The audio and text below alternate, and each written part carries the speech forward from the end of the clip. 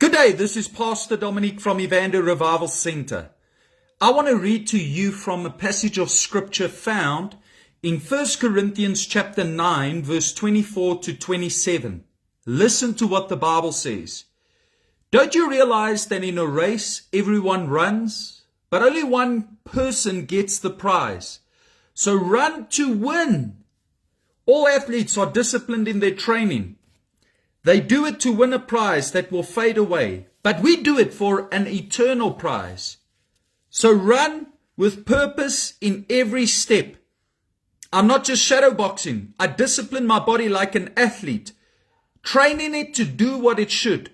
Otherwise, I fear that after preaching to others, I myself might become disqualified. The Apostle Paul in this passage of scripture is telling us that life is like a race. It's like running a marathon. Life is not a 100-meter sprint. Life is a marathon. And what's required to finish a marathon is endurance.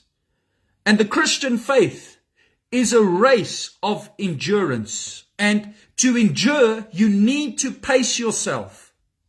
The Bible says, Jesus speaking in Matthew chapter 24, verse 13, he says, those who endure to the end will be saved. Those that have the ability to persevere, that have the ability to endure, they will experience salvation. Now, if you're running a marathon, you can't just come sprinting out of the blocks and expect to, finish the marathon. You've got to pace yourself. You've got to make sure that you can catch your breath and that you can go on for long, that you can endure. And that's what's required in the race of life. And the Apostle Paul is writing here to Greeks. And Greeks place the emphasis on fitness and health. So he's speaking to a culture, to a people that were all too familiar with fitness. And he's using what they place an emphasis on, what they like. He's using that to give them a picture of what it means to win in life. And he says, like you run a race to win, so you must live your life. You must live in such a way that you want to win. And there's only one way that we can win in the race of life. Hebrews chapter 12, verse 1 to 2 tells us, therefore, since we are surrounded by such a huge crowd of witnesses to the life of faith, let us strip off every weight that slows us down, especially the sin that so easily trips us up, and let us run with endurance the race God has set before us. We do this by keeping our eyes on Jesus, the champion who initiates and perfects our faith. That's what made the Apostle Paul so effective in his ministry, that he could become a man of influence that wrote 3/4 of the New Testament and single-handedly spread the gospel throughout the Roman Empire. He was a man of focus. He was a man that was able to endure. He even says in Acts chapter 20, verse 24, I consider my life worth nothing to me. My only aim is to finish the race and complete the task that the Lord Jesus has given me, the task of testifying to the good news of God's grace. So the Apostle Paul had the right idea of life, the right perspective of life. It's a race. I'm going to have to endure. And that means I'm going to have to pace myself. And I've got to do it in such a way that I want to win, in life. Now, I heard a story and I want to share this with you today. It's about the Boston Marathon in the United States. Now, the Boston Marathon is one of the most popular marathons in the United States. It became popular several years back because of the bombings, the terrorist attacks that took place at the Boston Marathon. The Boston Marathon is a 42-kilometer marathon, and it's one of the most popular in America amongst seasoned runners. It is so popular, it's much like to us what Comrades Marathon is here in South Africa. But I read something about the Boston Marathon. For the first 32 kilometers of the Boston Marathon, it is a slow hill gradient going all the way down. It's just a slow downhill. So you can imagine you are a runner, you come there to the starting blocks of the Boston Marathon, and there you hear the gunshot. Everybody's coming out of the starting blocks. And as you are running, for the first 32 kilometers, it just feels as if it's easy. It feels as if it's just a downhill. You don't have to put a lot of effort into climbing hills in the first 32 kilometers. But it's at the 32 kilometer mark, when you get to that exact point, that in the race, it has been proven scientifically that all of a sudden something happens in most runners, in their bodies. It is when all of a sudden your liver and your organs deplete itself of glycogen, and all of a sudden you feel the sudden fatigue and loss of energy. And it's what's known in the runner's world as hitting the wall. Hitting the wall. It feels as if your head becomes fuzzy, you're feeling a little bit dizzy, and now you have to draw energy from somewhere in your body to push on. And many runners experience the phenomenon of hitting the wall. And it's usually at a distance of about 30 to 32 kilometers. Now you can imagine you're running downhill, you're feeling good, you're so happy that you came to do this marathon, and then you get to this 32 kilometer mark, your head is fuzzy, you're trying to draw energy from within your body, you're feeling just a little bit dizzy. It's at this point in the Boston Marathon that all of a sudden there's a hill. There's a hill that is steep, a 600-meter steep hill that runners have to climb at the 32 kilometer mark in the Boston Marathon. At the very point where runners hit the wall in their minds and in their bodies, where they have to make a decision to press on, they are confronted with a hill, with a steep incline. And this hill is where it's been said a lot of runners fall out. In fact, in 1 year, 33% of runners fell out at Heartbreak Hill. That's what the hill is called, Heartbreak Hill. It's been dubbed Heartbreak Hill because that's where the struggle is real. That's where you have to battle to push on. And you hit that hill, and there's so many runners that realize they don't have it in them to continue. And we've all been through Heartbreak Hill. I wonder, what is your Heartbreak Hill? And Heartbreak Hill looks different to everyone. For some, Heartbreak Hill can last years. For others, it's months. For others, it's several devastating weeks. It's when you receive bad news, or when things come against you, or all of a sudden you're facing circumstances you did not expect, and just when it felt as if life couldn't get worse, all of a sudden your heart has been broken, your faith has been tested. Maybe you've messed up, you've made mistakes, or you've got to deal with other people's mistakes, whatever it is. To a certain degree, we've all got to go through Heartbreak Hill. Maybe it's the loss of a loved one. And now you've got to bury this loved one, and you never expected to be at this point. I wonder if you've run your race, your life, in such a way that when you got to Heartbreak Hill, you didn't know if you can make it. You didn't know if you could overcome this. And it's here where runners fall out. It's here on the Heartbreak Hill of life where people give up, where people are not the same. It's here where people suffer a great deal. They experience trauma that lasts with them for years. But it's here where God wants to help you and me. He wants us to overcome the heartache of life, the heartbreak of life. Now, God doesn't author a heartbreak. He doesn't plan heartbreak, but God wants to help you in the midst of your heartbreak. I wonder, what is your Heartbreak Hill?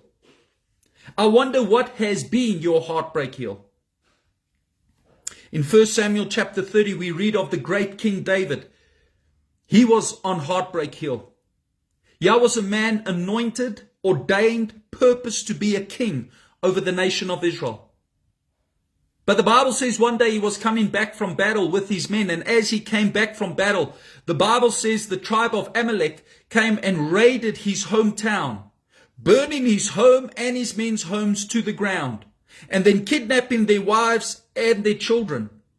And the tribe of Amalek was a bloodthirsty, demon-worshipping tribe. These were terrorists. And these terrorists had raided their town. And when David and his men discovered this horrific sight of their homes being burnt down to the ground, their children being taken away, their wives being kidnapped, they didn't know if their families were still living. And these were men of war. And the Bible says that they all began to weep out loud. They wept. They cried. Their hearts were broken. They'd been running their race. They'd been doing what they know best how to do. And then they got to Heartbreak Hill. And Heartbreak Hill was so devastating for them, even though they knew how to wage war, even though they knew how to go to battle, they could not handle the pain, the heartache of life. And the Bible says in 1 Samuel chapter 30, verse 6, the Bible says these words, "But David found strength in the Lord his God." But David found strength in the Lord his God. When your heart is broken, when you're on Heartbreak Hill, you can't be dependent upon your own strength. You can't be dependent upon your own wisdom. That's where you're going to have to go to God and find your strength in God. One scripture says David encouraged himself in the Lord his God. He encouraged himself. There wasn't a pastor to encourage him. There wasn't a friend to encourage him. And sometimes when you're on Heartbreak Hill, it can be a very lonely moment in life. But you have to turn to God.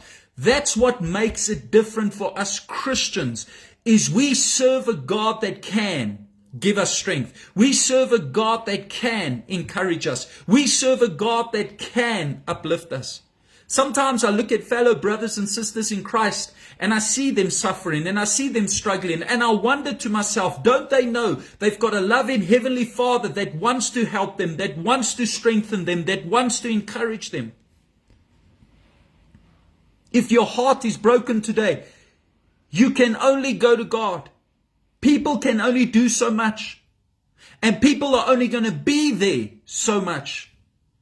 Give it a little bit of time, and not everybody's always going to be there for you, not because they are not well-meaning, but because life is busy and life moves on. But that's where we're going to have to go to God and be dependent upon Him. David encouraged himself in the Lord his God. You see, on Heartbreak Hill, that is where the veterans of the marathon come forth. If you run in the Boston Marathon, it's easy to run downhill. If you're not a seasoned veteran, if you're not a serious runner. But it's at the hill, the Heartbreak Hill of the Boston Marathon, where the real runners, the ones that have been really training and disciplining themselves, it's at that hill where we see what they are made of. It's them that conquer that hill. I heard of an interview that was done by done with a Kenyan champion marathon runner. And the interviewer asked this Kenyan champion marathon runner, why are Kenyans from Africa, from the nation of Kenya, why are you all so good at running marathons? And this champion marathon runner said, because we run hills all our lives. As children, we have to run hills to get to school. Then we got to run hills to get home. We've got to run hills wherever we go. Their whole life, they are running hills. Their whole life is up and down. Their whole life is a story of endurance. And then when it gets to the world stage, it's easy for them to conquer marathons. It's easy for them to endure. It's easy for them to race. Why? Because they do it constantly. And what am I trying to say? Every so often we're going to go through a heartbreak hill, but it's the hills of life that make us strong. It's the hills of life that give us a testimony. It's the hills of life that teach you and me to endure. Heartbreak makes us wiser. Heartbreak makes us stronger.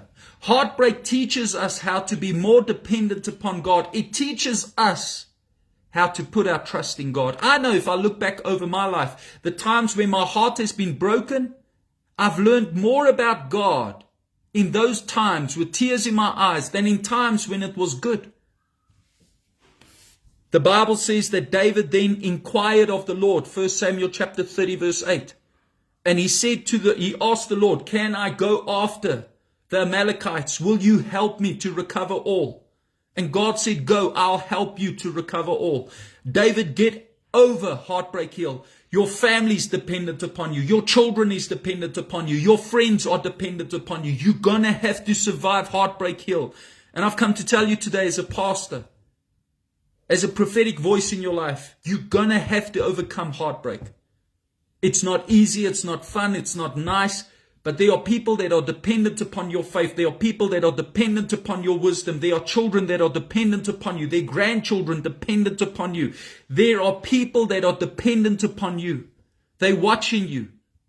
Are you going to collapse on your heartbreak hill, or are you going to overcome? And David did not collapse on his heartbreak hill. If he did, his family would have perished. His men would have suffered loss. But instead he went and he inquired of God. The best way to overcome heartache is to go into the presence of God. Get down on your knees and cry out to God and say, Lord, here I am. I need you. Please give me strength. Please encourage me. So today I want to leave you with this thought. God wants to help you to overcome your heartache. Have you turned to Him? Have you spoken to Him? Have you poured out your heart before Him? God is a gentleman. He's not going to come unless you invite Him, unless you cry out to Him. Invite Him into your heartache. Invite Him into your pain. Invite Him into the midst of your turmoil, your distress, and watch what God will do. I want to leave you with that thought today. God bless you.